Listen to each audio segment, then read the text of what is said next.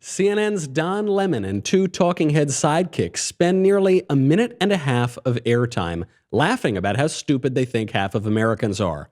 We examine why leftists love humanity, but always seem to hate actual humans. Then liberal Democrat Alan Dershowitz demolishes House Democrats' impeachment case in a little under 3 minutes. Liz Warren throws a Hail Mary, Hillary threatens to run again, heaven forfend, and Drag Queen Story Hour is coming to a public school near you. I'm Michael Knowles, and this is The Michael Knowles Show.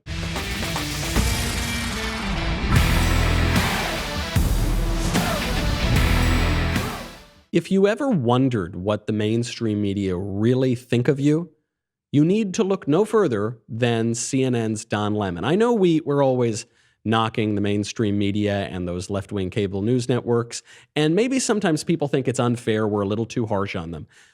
We're not.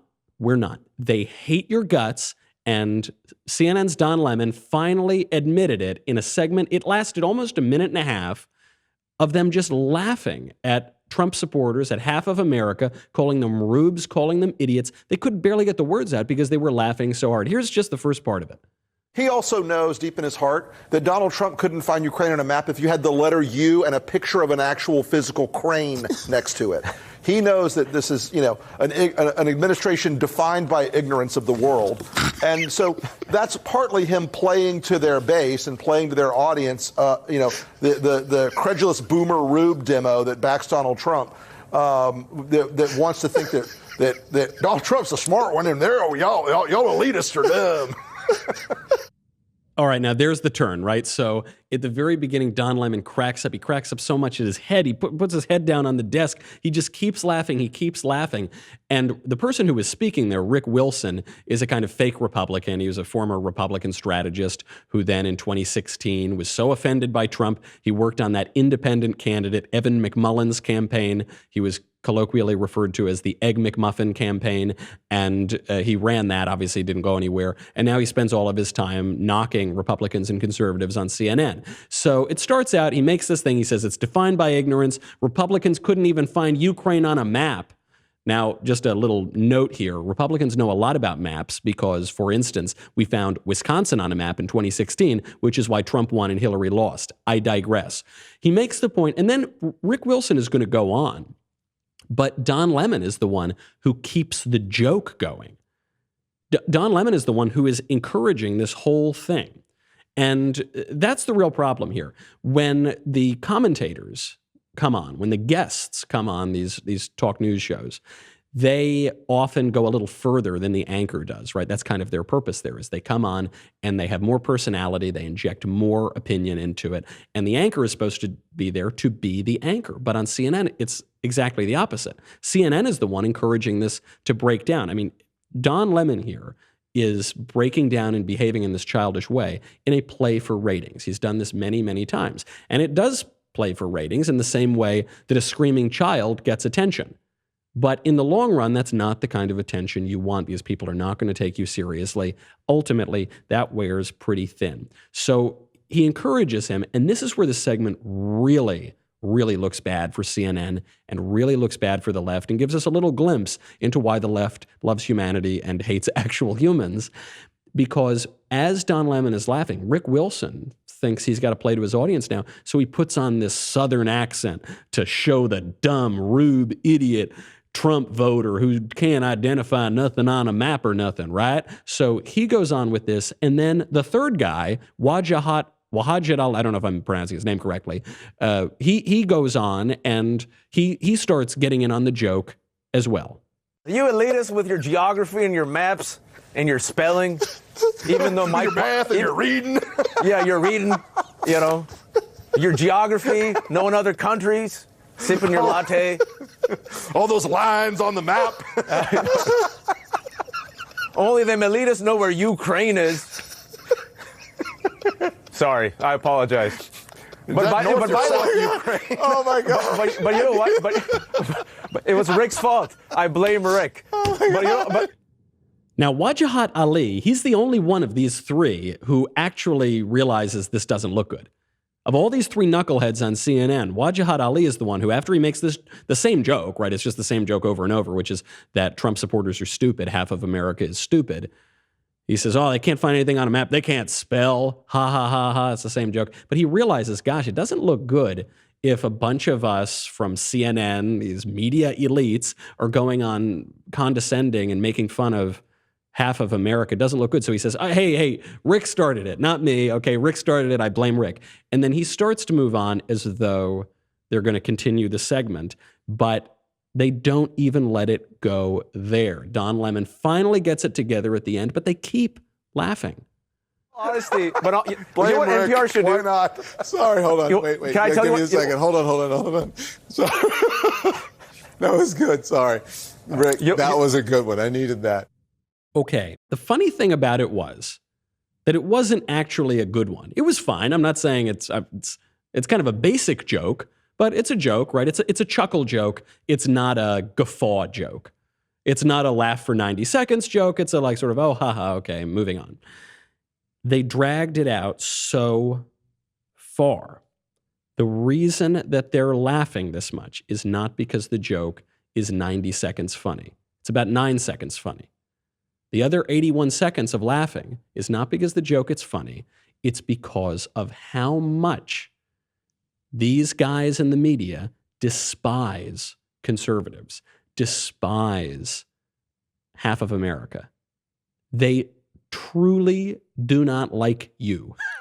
They do not like half of their countrymen, and they're mocking them that much because of it. Now, at first, Wajahat Ali, the guy on CNN, the only guy on CNN who sort of understood it wasn't a great look, he doubled down. So he tweeted out, quote, in response to an article that said Wajahat Ali and Rick Wilson and Don Lemon trashed Trump supporters as ignorant rubes, he said, we did.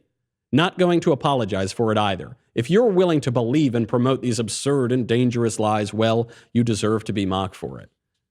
He doesn't identify what the absurd and dangerous lies are, but he owns it. He says, yes, we were mocking and trashing Trump supporters as ignorant rubes. He got a lot of criticism for that. When that didn't work, he did what leftists always do. He played the victim. So he tweeted out right away, quote, Trump tweeted our CNN clip from 2 days ago. Friends are now concerned about my safety. I refuse to be intimidated and bullied by bad faith actors who cry fake victimhood whining about a harmless, silly 30-second clip while endorsing Trump, a cruel vulgarian who debases everyone.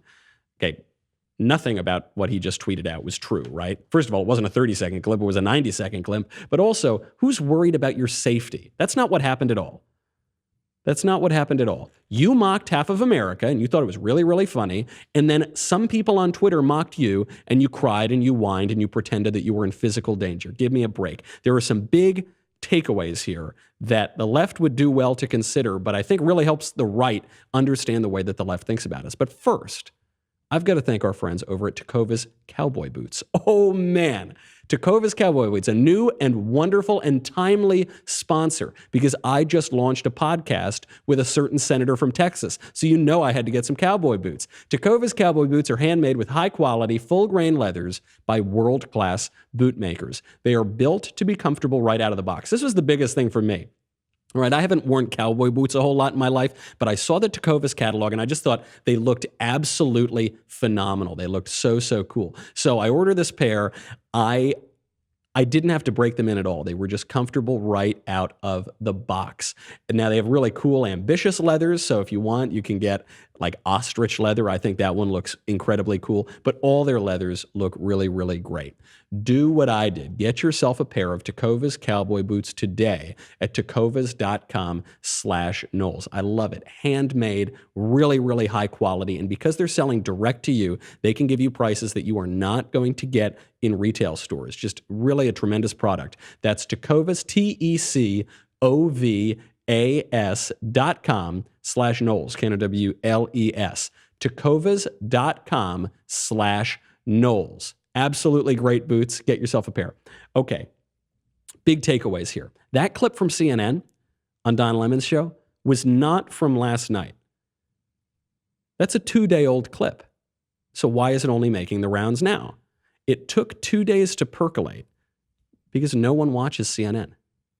Okay, we have left-wing media operatives who watch and listen to this show along with every other Daily Wire show, along with virtually every other conservative show on the air, every single day. They're watching it all the time. Why are they watching it? Because the conservative shows matter. The conservative shows are engaging audiences. I mean, again, not to toot my own horn, really, the vast majority of it was Senator Ted Cruz. We launched this podcast, Verdict with Ted Cruz, the other day. It immediately jumped to the top of the charts. Number one in the country. You don't see CNN podcasts jumping to number one in the country because nobody's watching CNN. The only people who watch CNN are the people who are forced to do that in airports. Otherwise, it's nobody at all. It just doesn't matter as much for them. So it finally makes the rounds and it comes out here. And they double down on it. I mean, that's the part that's so crazy to me. They realize it's not a good look, but they double down. They had the opportunity to apologize and they didn't. And then Wajahat Ali, when doubling down didn't work, he plays the victim. And somehow when you go on national television and mock half your countrymen as a bunch of dumb idiots who are just not even worth talking to because they can't even spell, somehow that makes you the victim, according to leftist logic. Because according to left-wing logic, the liberal, the progressive, the leftist can never be the oppressor or the tyrant. It's simply not possible. They're the ones trying to go toward progress. So anything they do has to be good. And therefore, if they're ever getting negative feedback for something they say, it has to be that they are the victim. I wish Wajahat Ali would just maybe consider for a moment the alternative option, which is to apologize. And if you don't want to apologize, just, I don't know, keep your mouth shut for 2 days and don't pretend that one guy on Twitter being mean to you or a number of guys on Twitter being mean to you is putting you in physical danger. It's just not true. You see actually another example of this in the media. It happened not specifically with regard to conservatives, but it happened in the Washington Post right after the death of Kobe Bryant. Felicia Sonmez is a national political reporter for the Washington Post. On Sunday, hours after the news breaks that Kobe Bryant and his daughter and 7 other people were killed tragically in this helicopter crash, she tweets out an article about Kobe Bryant's rape case. It's a headline, Kobe Bryant's disturbing rape case, the DNA evidence, the accuser's story, and the half confession. Now, this refers to a case in 2003. Kobe Bryant was accused of rape. He was never convicted of rape because the woman who accused him withdrew the charge. She refused to testify. Kobe Bryant maintained his innocence the whole time. That he ended up coming to some sort of settlement, and he apologized to her for what he continued to maintain was a consensual sexual encounter. Obviously not a good look if you're married anyway, but he still, there's really no evidence here that he raped somebody. And this is before his body's even cold.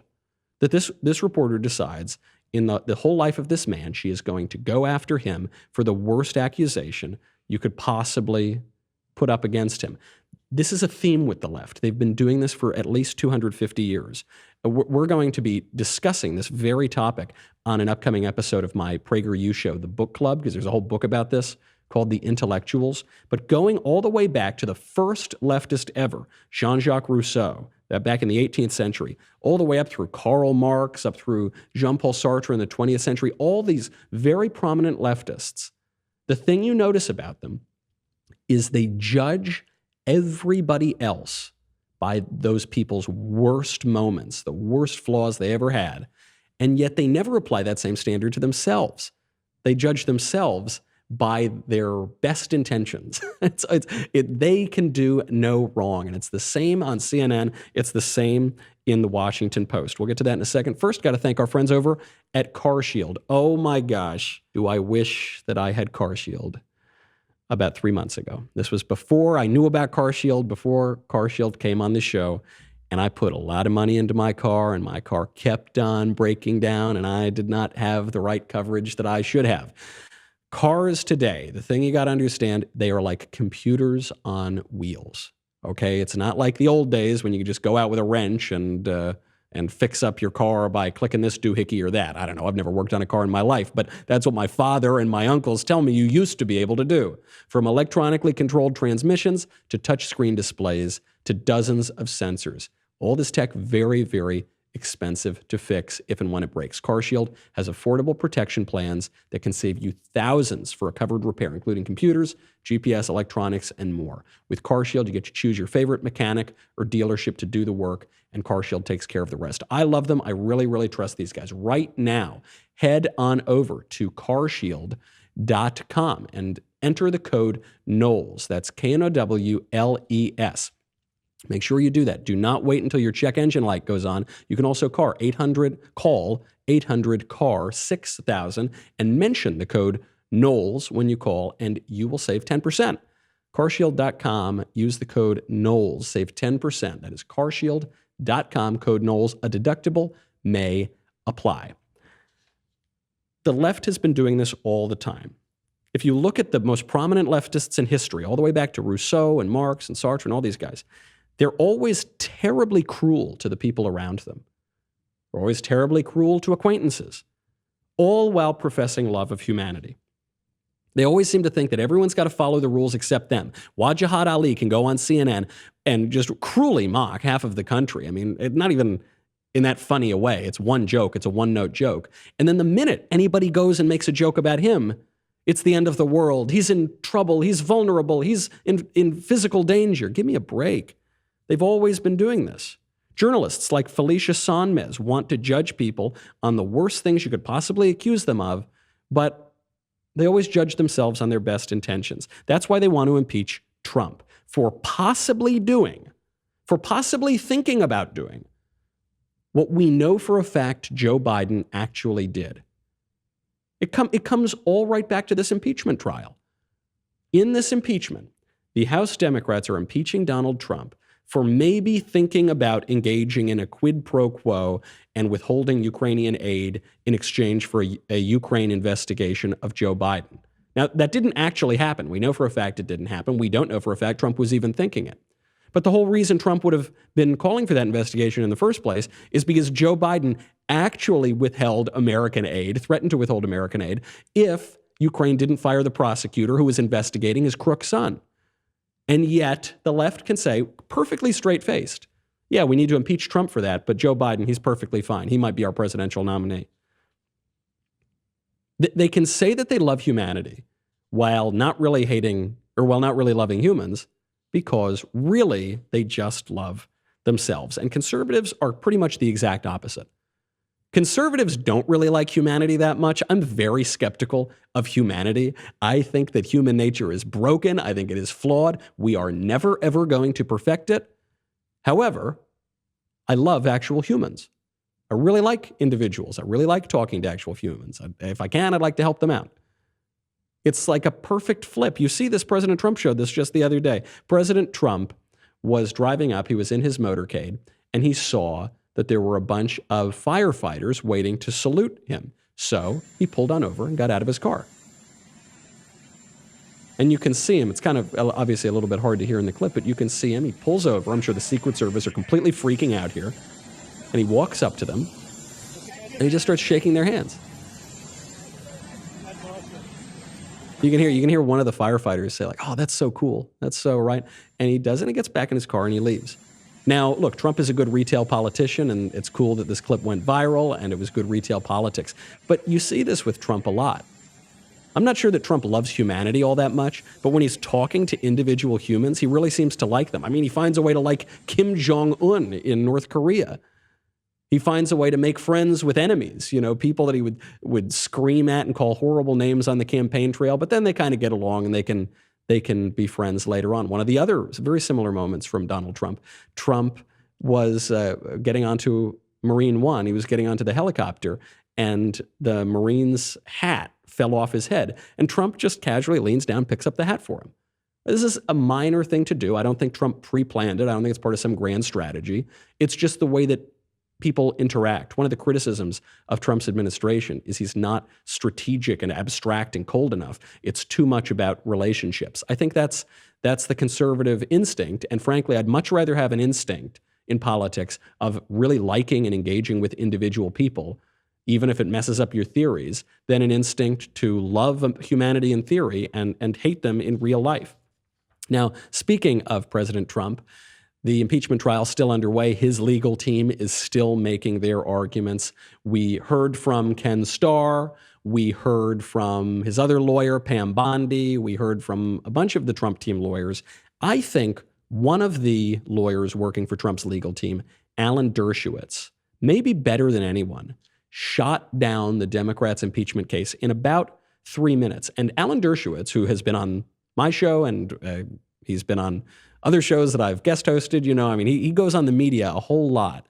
I think part of the reason why he was so able to articulate this case is, one, because he's very media savvy, and two, because he's actually been the professor for many of the senators who were in that chamber. He's a very well-known Harvard law professor. He's got a relationship with these senators, including Senator Ted Cruz, who's hosting the podcast that I'm co-hosting, Verdict. He gets up there and in 3-4 minutes shoots down the whole thing. First, he shot down this idea that John Bolton's book leak is a bombshell. Yesterday we heard that the former national security advisor for Trump, John Bolton, in his book accused Trump of engaging in a quid pro quo. This has thrown impeachment into chaos. Alan Dershowitz gets up there and makes the point no one else had made, which is not to dispute the alleged claims in John Bolton's book, but actually just to get up there and say, hey, even if everything John Bolton said is true, it still is not an impeachable offense. Demonstrate the dangers of employing the vague, subjective, and politically malleable phrase abuse of power as a constitutionally permissible criteria for the removal of a president. Now, it follows from this that if a president, any president, were to have done what the Times reported about the content of the Bolton manuscript, that would not constitute an impeachable offense. Let me repeat, nothing in the Bolton revelations, even if true, would rise to the level of an abuse of power or an impeachable offense. That is clear from the history. That is clear from the language of the Constitution. You cannot turn conduct that is not impeachable into impeachable conduct simply by using words like quid pro quo and personal benefit. Thank you. Thank you for saying that. The reason that this leak came out right now, right before the Republican senators are going to vote on whether or not to require more witnesses to testify in impeachment, potentially dragging this whole impeachment farce out for weeks and weeks rather than letting it just die on Friday or Saturday. The reason it happened now is because the Democrats failed. They failed to get Trump. They failed to get Trump on Russia. They failed to get Trump on his taxes. They failed to get Trump on Stormy Daniels. They failed to get Trump on Ukraine. They had a whole House investigation of Ukraine. They had 3 potential impeachment articles: vague abuse of power, vague obstruction of Congress, and bribery. They had 1 actual crime they were accusing him of. They dropped that article because they knew they didn't have him. So now they're just trying to grasp at any straw they can and wait for the most convenient moment to set these leaks to try to pretend like it's a big deal. What Alan Dershowitz says is not a big deal. Even if this is true, and we don't know if it's true, but even if it is, still not an impeachable offense. Then what Professor Dershowitz does very well is just dismantle the whole argument, because he showed that if we adopt the House's new standard for impeachment, which is basically if House Democrats don't like the cut of your jib, you're gone, how that would have caused many, many American presidents to be impeached all the way back to George Washington. We'll get to that in a second. First, I got to thank our friends at Rock Auto. I said that I really wished I had heard of some of my sponsors back when my car just broke down months ago. Rock Auto is one of them that could have saved me a whole lot of money and fortunately can save me a lot of money right now. RockAuto.com is a family business that has been serving auto parts customers online for 20 years, which means they've been serving auto parts customers online pretty much since there's been an online. Okay, you can go to RockAuto.com. You can shop for auto and body parts from hundreds of manufacturers, and they've got everything. They've got engine control modules, brake parts, tail lamps, motor oil, even new carpet for everything. Whether it's your classic car, it's your daily driver, you can get all of it in a few easy clicks. Now, what I love about it is when I go to an actual like brick and mortar auto parts store, they never have my part. What they do is they go online. They probably go to rockauto.com, and then they get it in, and then they charge me a whole lot of money. But when I go to rockauto.com, even I don't know anything about cars, I can easily navigate. I can find exactly the parts that I need, and then you can do that too. So right now, head over to rockauto.com, include the word Knowles, Knowles, in their How Did You Hear About Us box so that they know we sent you. You will always get reliably low prices. These are great guys, family business to work with, and so easy to navigate. rockauto.com, write in Knowles, Knowles, in their How Did You Hear About Us box. So very important that Professor Dershowitz knocks down the John Bolton argument, especially because senators like Mitt Romney, Susan Collins, the squishier Republican senators, they've been using the Bolton bombshell as an excuse to try to drag out impeachment. And Dershowitz says there's really no reason to do that other than you don't like the president. Then he knocks down the House's entire argument, their entire new standard for impeachment, by showing the chaos that it would have wrought in American politics all the way back to George Washington. I will now give you a list of presidents who in our history have been accused of abusing their power, who would be subject to impeachment under the House manager's view of the Constitution.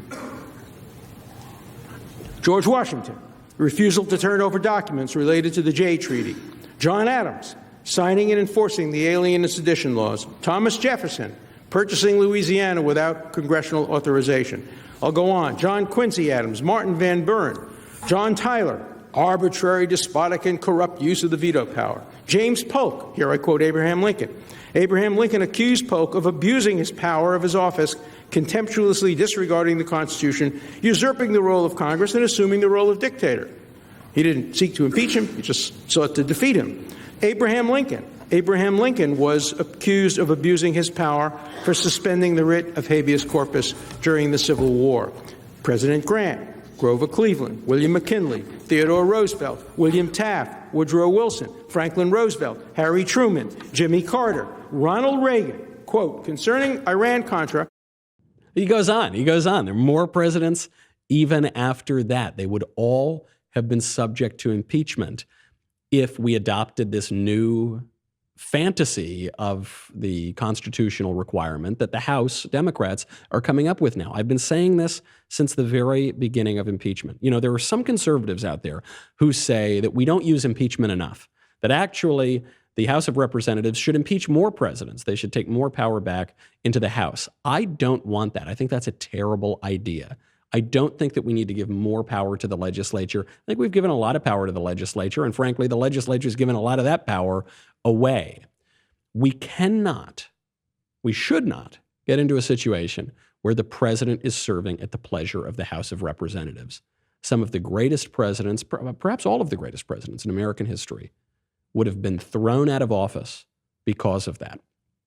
We must have order in this country. You know, the argument that some conservatives make for using impeachment more is that it gives us more liberty. The House of Representatives is more accountable to the American people because they're elected every 2 years. They know their districts, and so therefore we should give more power to them.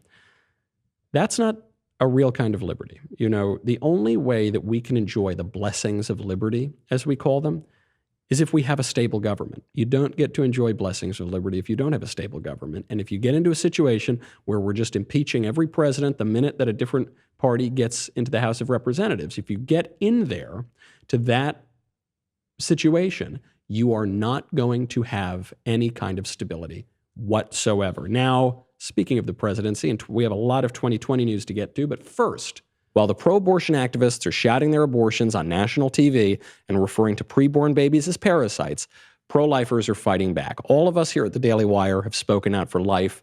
Last year, Ben Shapiro addressed a crowd of 100,000 at the March for Life in Washington, D.C.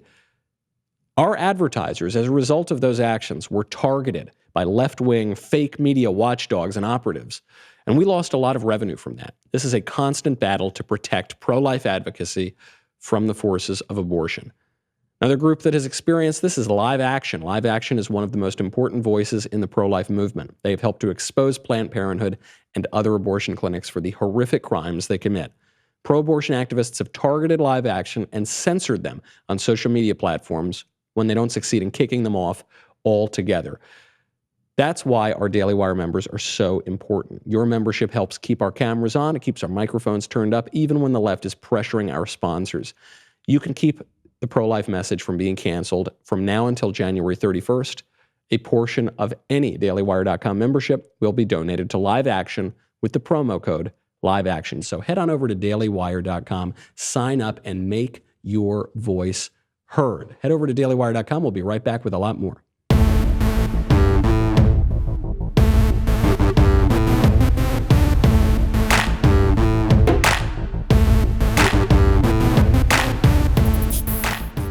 All right, 2020 news.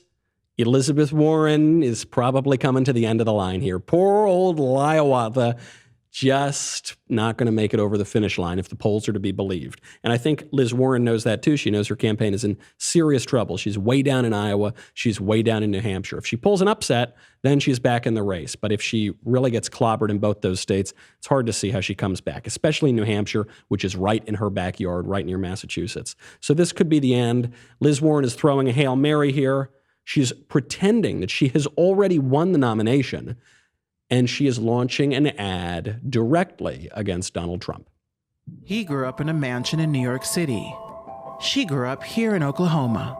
He got millions from his dad's real estate empire. Her dad ended up a janitor. He scammed students at his for-profit school. She got debts forgiven for students who were scammed. When someone shows you who they are, believe them. Trump's life taught him how to get rich on the backs of others. Elizabeth Warren will be a president who works for you. I'm Elizabeth Warren, and I approve this message. So this would be a desperate play, regardless of how the actual content of the ad turned out. But how tone deaf to make the thesis of the ad, when someone shows you who they are, believe them. Okay. Well, is Elizabeth Warren a Cherokee who submits recipes for Pow Wow Chow? Oh, no, she's a liar and a fraud, and the whitest woman in America who pretended to be a minority for decades to advance her own career at the expense of minorities. Is that when Elizabeth Warren tells you that her kid goes to public school, don't believe her because she's lying to you. When Elizabeth Warren tells you she was fired for being pregnant as a teacher, don't believe her because she lied about that too, and she lies about just about everything. It's a really pathetic ad. Campaigns do this when they get to the end of the line, when they need to throw a Hail Mary. So what they'll do is pretend to be very confident. You know, you'll see candidates start running ads against the general election opponent. You'll see them talking about their cabinet that they're going to fill or their running mate, and that you do it because you need something. You need any momentum to try to stave off what is usually the inevitable, and it would seem to be the inevitable for Elizabeth Warren. Nobody is happier about that than Hillary Clinton, who I think would probably have to go get Liz Warren Epsteined if Warren became the first female president instead of Hillary. So Hillary Clinton is making the rounds right now. She's promoting a documentary about herself, her favorite subject, and she is attacking Bernie Sanders. She's saying, you know, she's trying to downplay the attacks on Bernie a little bit, but she's still getting them in there. And in interviews, she's saying, initially, she said nobody likes Bernie Sanders and he's never accomplished anything in his life. Now she's just saying, I think it's important to look at somebody's record and look at what they've gotten done and see whether you agree with them or not. And then, of course, the question comes to her, is she going to run for office? And she cannot possibly quell her urge to be president. I know that you're not running, but do you ever feel the urge that, like, I could beat him if I were, or like, I wish I, you know? Yeah, I certainly feel the urge because I feel like the 2016 election was really an odd time and an odd outcome, and the more we learn, the more that seems to be the case. But I'm going to support the people who are running now and do everything I can to help elect the Democratic nominee. Classic Hillary. She's implying here, not so subtly, that the 2016 election was rigged and illegitimate. That's what she means by odd. And she says, the more we learn, the odder it seems, which is just not true. Initially, they said that Trump conspired with Russia to steal the election, and that was completely disproven by a 2.5-year, $32 million investigation that you and I all paid for. Anyway, I digress. The reason that Hillary is able to get these kind of hints in, she's able to talk about how she really wants to run for president now. The reason that reporters are even asking her about it is because the Democratic field is so weak, because they don't really have anybody. Elizabeth Warren, who was once considered a bright star in this field, is really fading. She's fading in the polls. She's fading in the minds of the elites who were promoting her on television and elsewhere. So she's throwing the Hail Marys. Pete Buttigieg, he's also dropping in the polls. He's not doing very well. We spoke yesterday about how he's really not ready for prime time. Now it's coming down to Bernie and Biden. And Biden, the House Democrats pretty much threw him under the bus the other day during the impeachment trial. It's because Biden just doesn't have what it takes. Biden's eyeball is exploding and his teeth are falling out on the debate stage. Doesn't really set you up. And that's before you even look at his record, which is pretty unimpressive. He's run for president twice, lost both times. One time had to drop out for being a plagiarist and a liar. So that leaves Bernie Sanders, who honeymooned in the Soviet Union. Nearly 80 years old, videos of him singing communist folk songs with the Ruskies, shirtless, swilling vodka in the Soviet Union. So they're really in a terrible spot. And Hillary Clinton is a fairly attractive candidate in this spot now. We're all hoping that she runs because it would be so incredibly funny to beat her again. But unfortunately, I think she knows that that ship has sailed as well. On to the culture, beyond the politics, onto the culture, and maybe back into the politics then.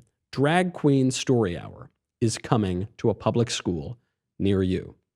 Those of us who pay attention to the culture predicted this. We told you it would happen. We were told that we were being hysterical, that what a ridiculous argument. It's just at a couple libraries. It's not going to schools. It's going to schools. The left-wingers and the squishy right-wingers initially said, this is no big deal. Some people even said that Drag Queen Story Hour, which is this phenomenon of drag queens twerking for little toddlers at libraries, they called it a blessing of liberty. Don't know what kind of blessing that would be, but that's what they said. More tradition-minded conservatives knew that was BS. That is never how the culture war works. It never stays contained. It always spreads. The leftist culture war always starts from a position of individual rights and privacy. So what they usually begin with is they say, hey, what people do behind closed doors, that's none of your business. Okay, what people do in their own bedrooms, that's none of your business. Then the private quickly becomes the public. All of a sudden it's, hey, what people do in their local library, that's none of your business. Hey, what people do in all the libraries in San Francisco, that's none of your business. Hey, what people do in states all around the country, that's none of your business. Pretty soon, it's the whole culture. The private becomes public. You know, the left told us this in the 1960s. One of the slogans of the feminists in particular, but many of the left-wing radicals in the 60s, was the personal is the political, which means that the private is the public. What is private and personal to me is actually a political statement, and that is where politics can be fought because that will affect what we do in public. So that's what happened with so-called gay rights, right? It turned quickly from an acceptance and a tolerance of homosexuality, which was the argument in the 90s and the 2000s, into fundamentally redefining marriage. And if you don't accept this radical redefinition of marriage, you're a bigot, you could lose your job, you could be excluded from public life. Happened with transgender ideology. Initially it was, hey, be nice to people, be nice to men who wear dresses. I don't think anyone disagreed with that. All of a sudden it became abolishing same-sex bathrooms, abolishing the girls' locker room. Little girls have to change next to grown men now. Very quickly. Same thing is happening with Drag Queen Story Hour. Same exact formula. The left proposes a radical change. Conservatives point to the slippery slope. Then the left mocks us for talking about the slippery slope. And before you know it, not 5 minutes later, we are way, way down that slippery slope. We're exactly where we said that we would be. Drag Queen Story Hour starts in San Francisco in 2015. Starts because a queer author, self-described, I'm not using any sort of epithets, Michelle T., organized the first Drag Queen Story Hour in San Francisco. Now Drag Queen Story Hour on its website boasts of 45 independently operated chapters across the U.S., New York, Washington, Chicago, many other cities. Now it's leaving the libraries and it's entering schools. It's entering schools all the way up to 12th grade and all the way back to pre-K, earlier than kindergarten. One teacher who's had Drag Queen Story Hour in his school said, quote, "Drag Queen Story Hour gave my first graders a fun and interactive platform to talk and think about social and emotional issues like acceptance, being yourself, and loving who you are." All right, not necessarily a bad thing. He goes on. "During our debrief, students were preaching the incredible lessons they had learned, like it's okay to be different. Okay, depends on what we mean by different. It's not okay to be evil. It's not okay to like punch your classmate. I guess that'd be different. But it's okay to certainly be a different color, be a different sex, be a different personality. Sure, okay. And," the teacher goes on, "there's no such thing as boy and girl things. No such thing." Now, that's a little bit different. What do you mean there's no such, you're saying there's no such thing as boys and girls then? If there's no such thing as things that pertain to boys and girls, then there's no such thing as boys and girls. That's some pretty radical stuff. It's both untrue and also psychologically, potentially very, very damaging to kids who are 3 and 4 years old. And that is the agenda of Drag Queen Story Hour, as I and many others have been telling you for months now, as the left and the squishy conservatives were mocking us. Beyond the Drag Queen Story Hour, here's a lesson plan from a public school in Brooklyn, just reported in the New York Post. This is from pre-K, preschool, at PS 58. Quote, "Everybody has the right to choose their own gender by listening to their own heart and mind. Everyone gets to choose if they are a boy or a girl, or both, or neither, or something else." That's from a lesson plan at a public school in Brooklyn. Now, the usual conservative response here is not enough. Because here's the usual conservative response, at least in the kind of libertarian conservative culture we live in. The left pushes a radical agenda, and then conservatives, rather than pushing back, retreat into their own private spheres.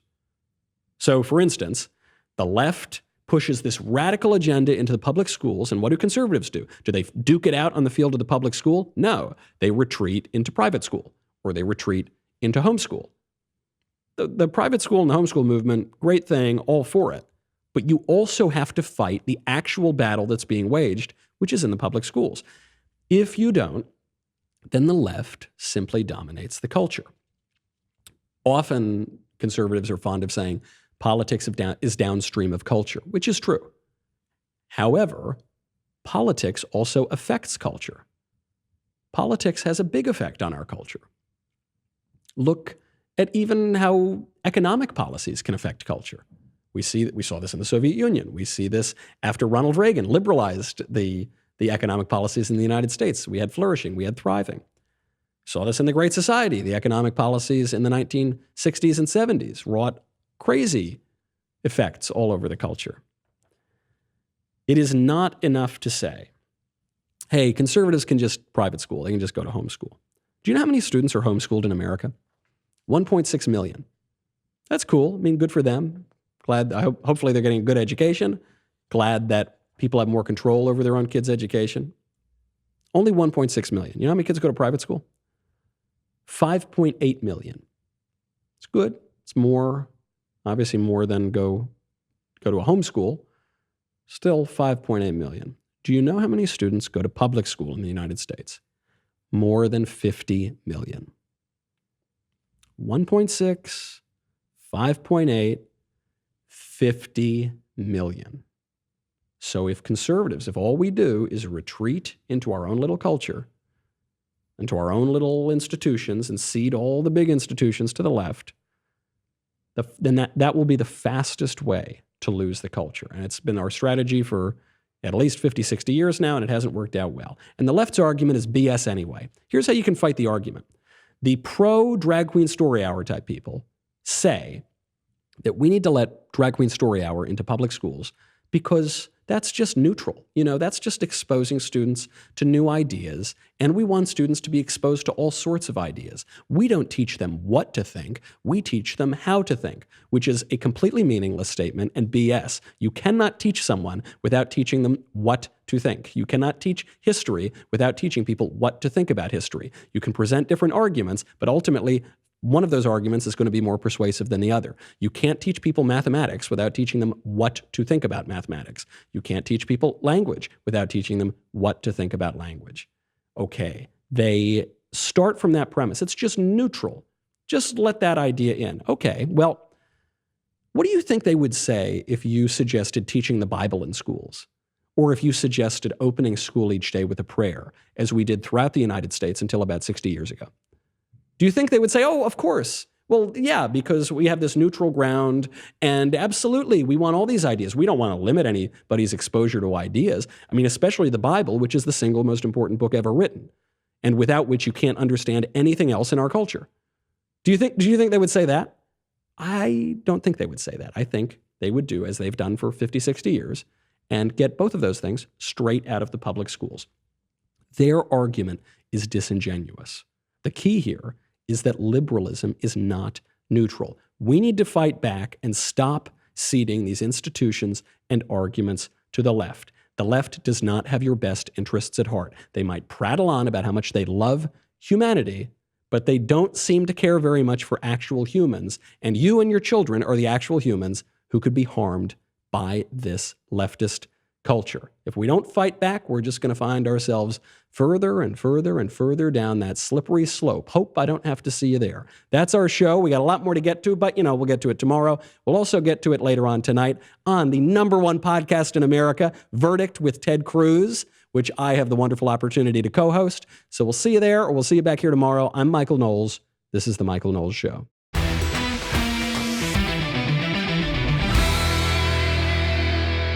The Michael Knowles Show is produced by Ben Davies. Director, Mike Joyner. Executive producer, Jeremy Boring. Senior producer, Jonathan Hay. Supervising producers, Mathis Glover and Robert Sterling. Technical producer, Austin Stevens. Assistant director, Pavel Wadowski. Editor and associate producer, Danny D'Amico. Audio mixer, Robin Fenderson. Hair and makeup, Jesua Olvera. Production assistants, McKenna Waters and Ryan Love. The Michael Knowles Show is a Daily Wire production. Copyright Daily Wire 2020. If you prefer facts over feelings, aren't offended by the brutal truth, and you can still laugh at the insanity filling our national news cycle, well, tune in to The Ben Shapiro Show. We'll get a whole lot of that and much more. See you there.